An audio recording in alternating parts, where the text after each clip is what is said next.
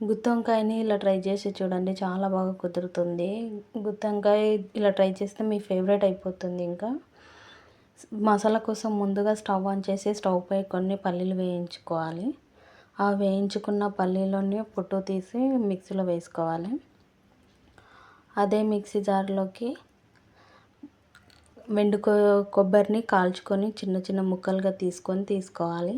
కొంచెం అంతా గరం మసాలా, కొంచెం చాట్ మసాలా కూడా వేసుకొని మిక్స్ పట్టుకోవాలి. మీరు కావాలనుకుంటే దీంట్లోనే పసుపు, కారం కూడా యాడ్ చేసుకోవచ్చు. కానీ నాకు ఇలా ఇష్టం ఉండదు, నేను తర్వాతకి యాడ్ చేసుకుంటా, అందుకని నేను ఇక్కడ యాడ్ చేయలేదు.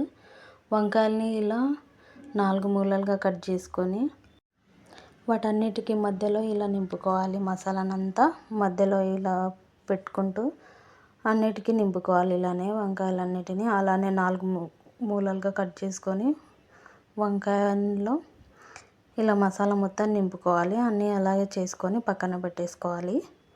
వంకాయలన్నిటిని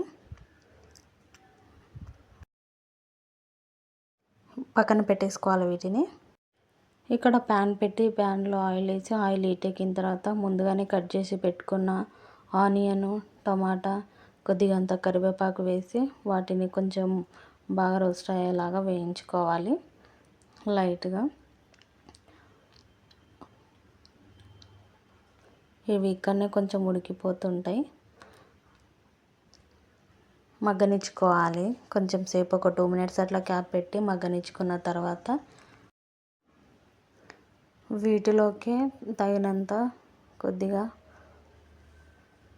పసుపు, అల్లం వెల్లుల్లి పేస్ట్ వేసి ఈ అల్లం వెల్లుల్లి పేస్ట్ పచ్చివాసన పోయేంత వరకు కలుపుకుంటూ వేయించుకోవాలి. ఆనియన్, టమాటాని ఇలా నీట్గా కలుపుకుంటూ ఒక 2 మినిట్స్ తర్వాత దాని పచ్చివాసన పోయి బాగుంటుంది. తగినంత కారం వేసుకొని వాటిని కూడా కలుపుకుంటూ ఒక 1 మినిట్ అట్లా వేయించుకోవాలి. కారం బాగా కలిసేలాగా కలుపుకొని ఇప్పుడు మసాలా నింపి పెట్టుకున్న వంకాయలను కూడా ఇందులో వేసేసుకోవాలి. అన్నీ మసాలా నింపి పెట్టుకున్నాం కదా ముందే మనం, ఆ వంకాయలను తీసుకొని ఇందులో వేసుకొని అంతా కలిసిపోయేలాగా మంచిగా కలుపుకోవాలి. వీటన్నిటిని నీట్గా కలిసిపోయేలాగా కలుపుకొని క్యాప్ పెట్టి ఒక 2 మినిట్స్ అట్లా వదిలేసేయాలి, మగ్గనించుకోవాలి. వీటిని కూడా ఒక 2 మినిట్స్ తర్వాత మగ్గి ఉంటుంది కదా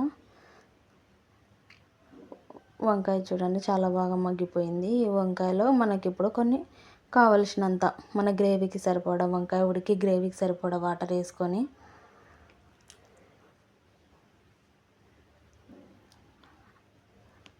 వేసుకొని మిగిలిపోయిన మసాలా ఉంది కదా, ఇందాక వంకాయలో నింపంగా మిగిలిపోయిన మసాలాను కూడా అందులోనే వేసుకొని ఒకసారి బాగా కలుపుకొని ఉడకనించుకోవాలి. ఇంకా ఇది